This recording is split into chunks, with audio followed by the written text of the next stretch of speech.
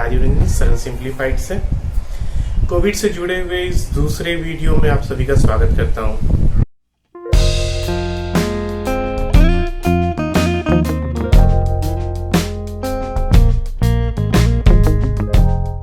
तो पिछले वीडियो में हम लोगों ने व्याख्या किया था कि इसकी शुरुआत कैसे हुई, इसका क्या असर है दूसरी चीजों का। उसमें हम लोगों ने यह भी कहा था कि सरकारी तंत्र के द्वारा क्या क्या कदम लिए जा रहे हैं, क्या क्या हुए अपडेट्स हैं, उसके बारे में हम व्याख्या करेंगे इस वीडियो में। हमारे वित्त मंत्रालय की तरफ से 1.7 लाख करोड़ की घोषणा की गई थी जब मार्च में शुरू हुआ था लॉकडाउन। उसके बाद सबसे पहले किसानों के क्षेत्रों में मदद बढ़ाया गया है। 8.69 करोड़ मतलब 8.69 करोड़ रुपीस जो है पीएम किसान योजना के तहत रिलीज की गई है। और इस लॉकडाउन में जितना संभव हो सकता है एग्रीकल्चर डिपार्टमेंट को, एग्रीकल्चर से जुड़े हुए कामों को पूरी तरह से छूट दी गई है। इसमें बीज भंडार के दुकान व्यवसायिक चालू रहेंगे, जो भी हार्वेस्टिंग वाले सामान जैसे ट्रैक्टर वगैरह, ये सभी को भी रोका टोका नहीं जाएगा कहीं पर भी। फिर मनरेगा में 182 से 202 रुपए तक की धनराशि बढ़ा दी गई है। और जो भी हमारे किसान भाई हैं वो अपने सामान को जा सकते हैं, बेच सकते हैं कहीं भी जाकर के, उस पर कोई भी पाबंदी नहीं रहेगी कहीं भी जाकर के, मतलब किसी भी साधन से। फिर हमारे यहाँ जितनी भी विधवा महिलाएं हैं या जो भी अपंग हैं उन सभी को 1000 रुपए की धनराशि दी जा रही है, 2 इंस्टॉलमेंट में 500 रुपए करके जन धन योजना के तहत। उसमें सीधे उनके अकाउंट में पैसे चले जाते हैं। ये पैसे कहीं भी इधर डिस्ट्रीब्यूट होने का कोई भय और डर नहीं है। और इसमें लगभग 20 करोड़ लोग आते हैं। फिर उसके बाद 8.5 करोड़ महिलाओं को अगले 3 महीने तक के लिए उज्ज्वला योजना के तहत मुफ्त में गैस सिलेंडर दिया जाएगा। जिस भी कंपनी में 100 से ज़्यादा एम्प्लॉय काम करते हैं और जिनकी सैलरी 15,000 से कम है, सरकार उन्हें एम्प्लॉय और एम्प्लॉयर प्रोविडेंट फंड प्रोवाइड कराएगी 3 महीने तक के लिए। तो जो भी पीएफ का पैसा आता है उन लोगों के लिए काफ़ी मददगार साबित होगा। तो जीवन को सामान्य करने के लिए लॉकडाउन के दौरान अगर संभव हुआ तो या लॉकडाउन के बाद किस तरह संभव हो सकता है, उसको सिंप्लीफाई करने के लिए सरकार ने जोन वाइज एरियाज को बांटे हैं, जिसमें red zone, orange zone, green zone, इस हिसाब से। तो रेड जोन के अंतर्गत 170 जिलों को चिन्हित किया गया है, जिसमें से 123 जिले ऐसे हैं जो पूरा का पूरा डिस्ट्रिक्ट ही रेड जोन है और 47 जिले ऐसे हैं जिनमें कुछ कुछ क्षेत्र हैं उस जिले के जो चिन्हित किए गए हैं, बाकी एरिया रेड जोन में नहीं। तो यहाँ पर जो भी एसेंशियल्स की आवश्यकता होगी वो डोर टू डोर डिलीवर किया जाएगा और बाकी कंप्लीट लॉकडाउन रहेगा, कोई भी किसी तरह की छूट नहीं रहेगी। ऑरेंज जोन में क्या है, वहां पर है पिछले अगर 14 दिनों से एक भी केसेस नहीं आए हैं अभी फिलहाल, तो फिर वो इस कैटेगरी में आती है। यहाँ पर कुछ सेंट्रल गवर्नमेंट ने पैरामीटर्स दिए हैं, गाइडलाइंस को फॉलो करते हुए यहाँ काम शुरू किया जा सकता है, जहाँ पर एग्रीकल्चर से जुड़ी हुई चीज़ों में छूट दी जाएगी। फिर आईटी मैन्युफैक्चरिंग कंपनियां जो है या फैक्ट्रीज हैं वहाँ पर इंस्ट्रक्शन दिया है कि जो भी काम का जगह है, जो भी वर्क प्लेस है, उसको सैनिटाइज किया जाएगा। फिर जो भी एम्प्लॉयज़ हैं उनके बीच में एक प्रॉपर डिस्टेंसिंग मेंटेन की जाएगी। वहाँ पर हाइजीन बिल्कुल ही मेंटेन करना है। हाइजीन मेंटेनेंस का मतलब ये हो गया कि जो भी मैं अगर एक बोतल में पानी पी रहा हूँ तो मेरा साथी उस बोतल में पानी ना पिए। अगर मैं इस जगह पे बैठा हूँ तो जब तक उसको सैनिटाइज नहीं किया जाए तब तक दूसरे लोग वहाँ पर नहीं बैठेंगे, उस जगह का इस्तेमाल नहीं करेंगे। फिर वहाँ पर कुछ भी विजिटर आते हैं तो विजिटर्स को एंट्री कोशिश करना है ना हो, लेकिन फिर भी ये बहुत ज़रूरी है तो उन्हें प्रॉपर गाइडलाइन सारी चीज़ें फॉलो करते हुए ही अंदर आना है। जैसे कि सैनिटाइजिंग वाली चीज़ें फॉलो करनी है, हाथ अच्छे से साफ होने चाहिए, मास्क होना चाहिए। और मास्क को इस्तेमाल कैसे करना है, सरकार ने इसमें यही दरखास्त किया है कि रीयूजेबल मास्क यूज़ करें। रीयूजेबल का मतलब ये हुआ कि हम जो भी होममेड मास्क होता है जैसे रुमाल, गमछा, इस तरह की चीजें वो इस्तेमाल करें, ताकि उसे धोकर अगर सुखा दिया जाए धूप में अच्छी तरह से तो वो दोबारा से बिल्कुल ही फ्रेश की तरह काम आए। इससे काफी फायदे होंगे। जो मास्क की कमी का डर है तो वो सभी चीजें दूर हो जाएंगी। ग्रीन जोन के अंतर्गत वैसे क्षेत्र आते हैं जहां पर एक भी एक्टिव केसेस नहीं है, या फिर पिछला केस है 28 दिन पहले या उससे भी पहले आया था, तो वो एरिया ग्रीन जोन में आते हैं। इसमें भी गवर्नमेंट गाइडलाइंस रहेंगी, लेकिन ऑरेंज जोन से ज्यादा छूट यहाँ पर रहेंगी। लेकिन जिस दिन अगर कोई केस आ गया तो वो ग्रीन जोन नहीं रह जाएगा। इसीलिए अगर आप ग्रीन जोन में आते हैं तो ये आपकी जिम्मेदारी है कि सोशल डिस्टेंसिंग फॉलो करें। सर्दी छींक आती है तो जो भी सुझाए हुए क्रियाकलाप आपको कहे गए हैं वो कीजिए, ताकि आपका ग्रीन जोन बना रहे। हमारी सरकार ने एक और काफी अच्छा काम किया है कि जो टेस्टिंग की गति थी वो काफी बढ़ गई है। हम लोग जब पिछला वीडियो रिकॉर्ड कर रहे थे और अभी जब ये वीडियो रिकॉर्ड कर रहे हैं, टेस्टिंग की गति 10 गुना बढ़ चुकी है। इसको और ज्यादा फास्ट करने के लिए एंटीबॉडी टेस्टिंग की शुरुआत करने की योजना बन रही थी, लेकिन काफी लोगों ने इस पर ऐतराज किया।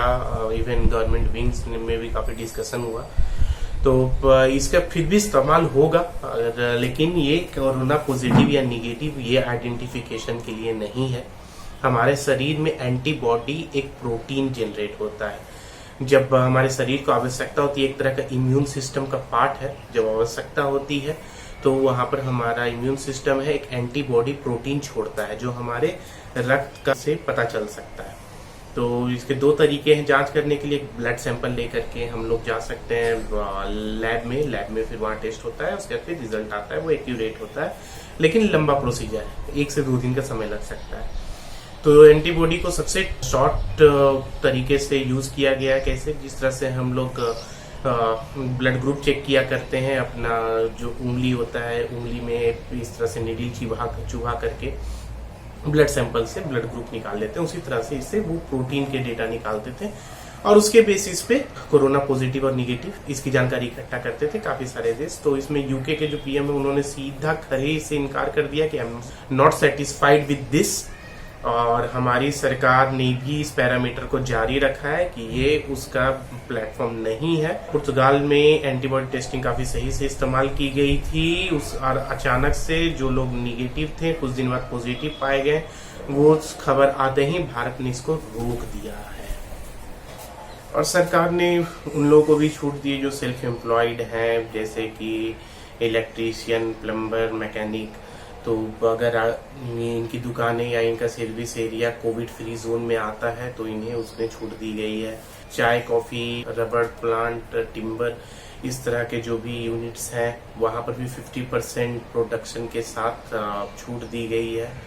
ये सेंट्रल गवर्नमेंट के गाइडलाइंस के साथ जब ये कर्नाटका में भी फिलहाल इसी तरह की चीजें चालू हुई हैं, जिसके बारे में आज अपडेट आया है, और किसी दूसरे स्टेट के बारे में अब तक क्लियर अपडेट नहीं आया है।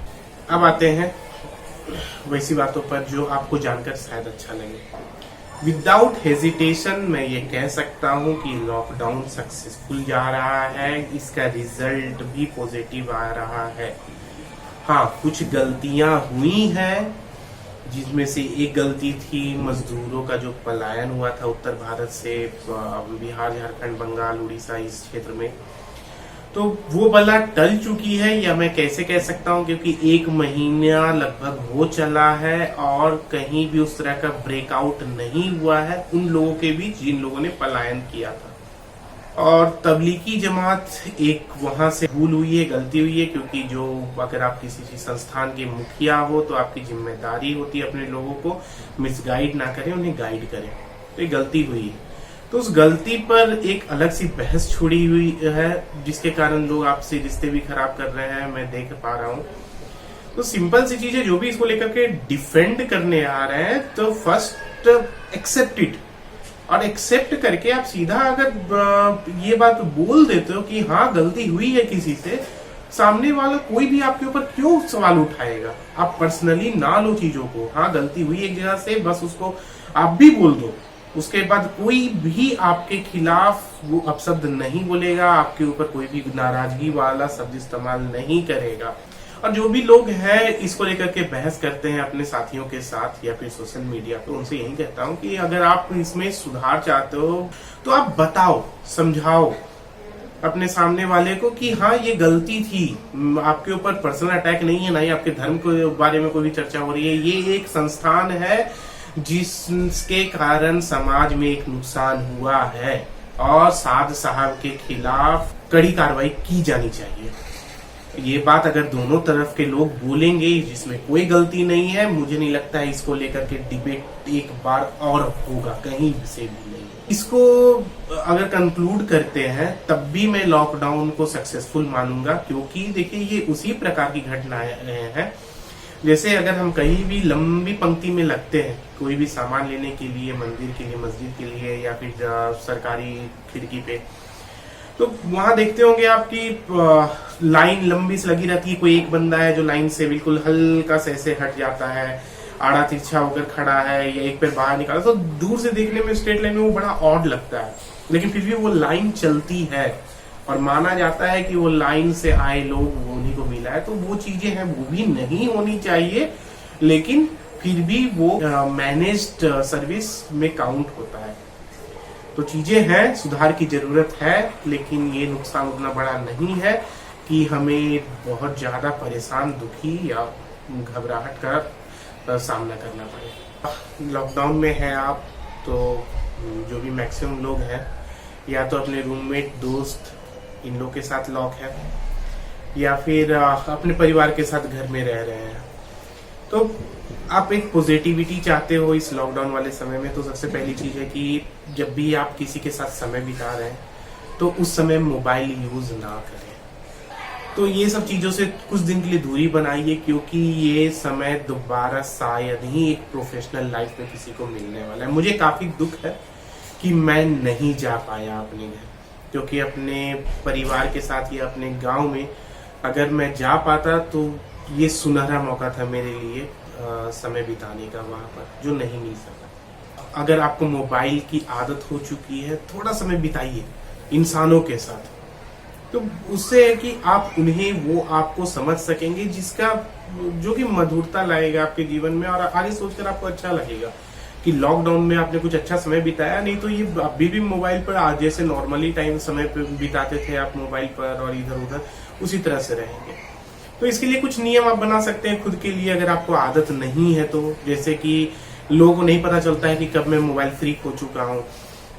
मैं बात कर रहा हूँ अपने साथ वाले से, उसी समय मुझे व्हाट्सएप पे एक पॉपअप आया मैसेज, और मुझे आदत है कि मैं हमेशा इंस्टेंट रिप्लाई कर देता हूँ मैसेज पढ़ने के बाद। मुझे रिप्लाई करना चाहिए, ये मेरा मन बोल रहा है, तो भाई वहां रिप्लाई कर देंगे हम, या फिर फोन आ रहा है तो फोन भी उठा लेंगे कि कह सकते हैं कि अभी मैं बात कर रहा हूँ कहीं और, करता हूँ तुमसे थोड़ी देर बातचीत, चाहे चैटिंग हो या कॉल। फिर ये सामने वाले को भी एक वेटेज मिलेगा कि अच्छा हमारा कन्वर्सेशन कंटिन्यू रखने के लिए इसने भी उसको पोस्टपोन कर दिया है, जिसमें बुरा किसी को नहीं लगेगा। मोबाइल को जब चार्ज पे लगाते हैं तो यूज ना करें। इवन मैं तो फिलहाल मोबाइल को ऑफ करके ही चार्ज पे लगाता हूँ। ये चीजें हैं, थोड़ी देर आपको रिलीफ देगा।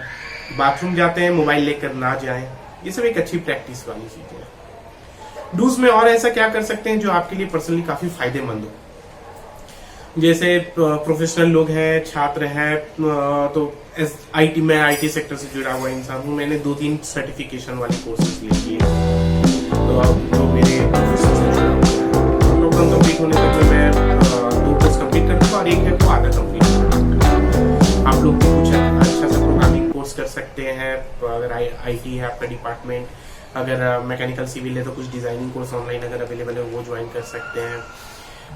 और जो भी कॉमर्स से जुड़े हुए लोग हैं, वाणिज्य क्षेत्र से, सीए, सीएमए, सीएस, ये सारी सभी चीज़ों से जुड़े हुए कोर्सेज कर सकते हैं। और फिलहाल सिविल सर्विसेज के लिए तो मैं एक्सपर्ट नहीं हूँ, तो इसके बारे में नहीं कह पाऊंगा, लेकिन आपको काफ़ी चीज़ें करंट अफेयर्स पे मिलेंगी और आप करंट अफेयर्स को बहुत सही से फॉलो कीजिए, क्योंकि मेरे हिसाब से जो भी सिविल सर्विसेज से जुड़े हुए हमारे साथी हैं, उनसे जो भी जानकारी लिया हूँ, ये काफी यूजफुल रहने वाला है करंट अफेयर्स में, जो भी कोविड से जुड़ा हुआ है, इसका इम्पैक्ट क्या रहा नहीं रहा। खुद को और ज्यादा स्किल की है कि लॉकडाउन आपके लिए पॉजिटिव बनकर निकले आगे चल करके। सबसे बड़ी पॉजिटिव बात तो हमारी यही होगी कि कोविड खत्म हो जाए, और इसको खत्म होने के आसार फिलहाल दिख रहे हैं कि सितंबर नवंबर तक जाएंगे। जो सच है वो सच है, और इसका मतलब ये नहीं है कि तब तक हमें बंद ही रहना पड़ेगा। चीजें सुधरेंगी, चीजें थोड़ी कंट्रोल में रहेंगी, लेकिन कोविड खत्म नहीं होगा जब तक वैक्सीन नहीं आता है। ये सारी चीजें सक्सेसफुल रहेंगी तभी जब हम भी सरकार के साथ मिल करके आगे बढ़ेंगे। तो चीजें कैसे ठीक होती हैं, कैसे इंप्रूव होती हैं, जब टॉप टू बॉटम सब एक साथ कोलैबोरेट होकर आगे चलते हैं। जैसे टॉप टू बॉटम को समझिए इस हिसाब से कि इमरजेंसी क्यों लगी। इमरजेंसी इसलिए लगी, इंदिरा गांधी की समझ कुछ और थी देश चलाने की। सही थी वो या गलत थी वो अलग डिबेट है, लेकिन उनका सोच अलग था, जो कि ग्राउंड से उन्हें सपोर्ट नहीं मिला, बॉटम जोन से उन्हें सपोर्ट नहीं मिला। तो दोनों का क्लैश इस तरह का हुआ कि इमरजेंसी का चेहरा ले लिया। ये भी मेडिकल इमरजेंसी है, लेकिन यहाँ पर कुछ भी हमें क्रूरता नहीं लगती है। क्यों? क्योंकि यहाँ पर बॉटम और टॉप दोनों का कोलिब्रेशन है। जो हम ग्राउंड लेवल पे लोग हैं और जो हमारा टॉप मैनेजमेंट सरकार है, हम लोग दोनों मिल करके ये लॉकडाउन चला रहे हैं, और इसीलिए ये आसानी से चल रहा है। और इसको हम लोग जितना मेंटेन कर सकेंगे उतना आसान होगा हमारे देशवासियों के लिए अच्छे से रह पाना, हमारी सरकार के लिए काम कर पाना, चीजों को संभाल पाना। तो ये हर एक नागरिक की जिम्मेदारी है कि इस चीज को बहुत सही से आगे लेकर के बढ़े। उम्मीद करता हूं कि आपको हमारा यह वीडियो पसंद आया होगा। हमसे जुड़ने के लिए बहुत बहुत धन्यवाद। नमस्कार।